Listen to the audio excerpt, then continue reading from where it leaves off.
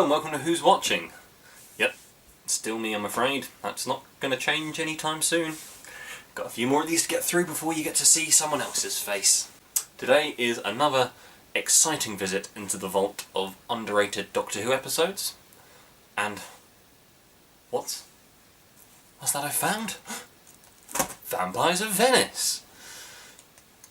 Watching this episode after binging Legends was a bit odd, not gonna lie. If that opening was any longer, I'm sure you'd see someone punch the Doctor in the face. Just saying. Poor Rory though. Oh, God, isn't Rory great? Rory.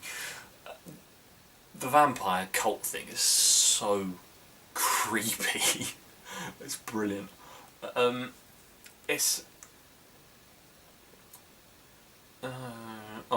It's another underrated episode with a man stuck as a child with an obsession with their mum. I don't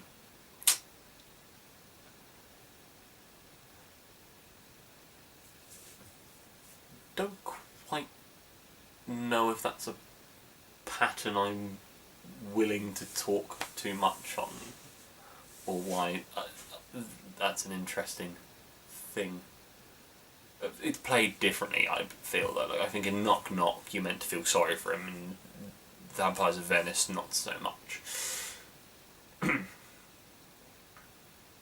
The bit with 11 and the girls in the mirror is great. The girls are creepy and 11 is loving every second of it. It's nice to see the Doctor just enjoying being in mortal danger. Hello, Hudson.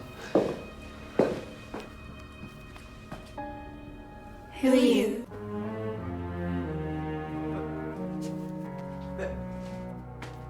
How are you doing that? I am loving it. You're like, who did? It's always good. Rory really does he did just have such an arc, didn't he? I mean, in this one he's mostly dragged around being still endlessly useful. I do love the dialogue in this one and the way it manages to switch tone.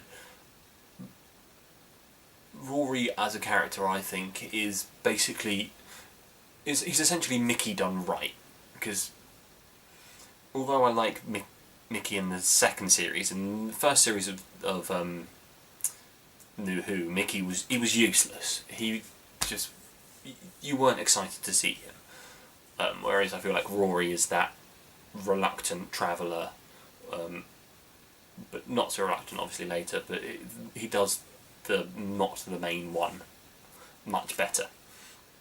I like that in this episode Rory is very witty and he gives as good as he gets. He could have easily been written as a throwaway one-dimensional, and I really like that he calls the Doctor out and it feels earned. Not like when Clara does it. Oh, sorry, I had a scathing criticism stuck in my throat. Casual dick joke. Props to Helen McCroy, who's great. I'm sure many people will recognise her from Peaky Blinders, which she's brilliant in as well, and that's just a brilliant show. Sight. I'll stop talking about another show, don't worry. You don't want me to do that too often. The blood replacement thing that scene is good. And poor Rory being dragged along as the Doctor and Amy just having a ball. They're loving it. The execution could have been done better, I will say. As ever, I'm going to try and be honest on all things, and although I do think this episode is underrated, I think it's great. I think it's a great episode. I don't think that scene is particularly good. She didn't seem very scared, and I feel like that kind of killed it. Accidental pun there. The scene with Matt Smith and Helen McCroy is fantastic. I could watch the two of them just all day long, that back and forth. Slightly flirty banter.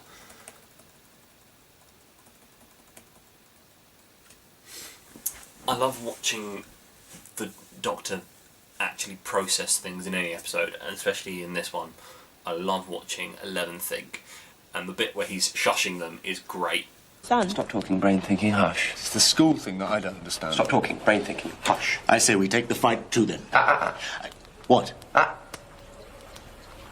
planet dies, so... Sometimes I do think Moffat had an issue with breaking the tension too quickly just to get to the next joke.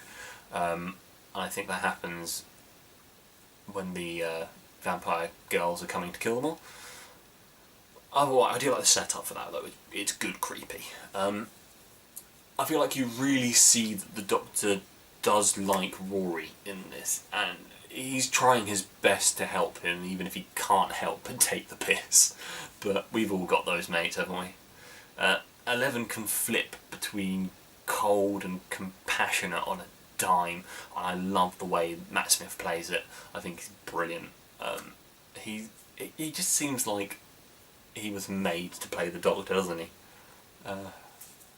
But gushing over Matt Smith, over. Rory trying to fight him off with a broom.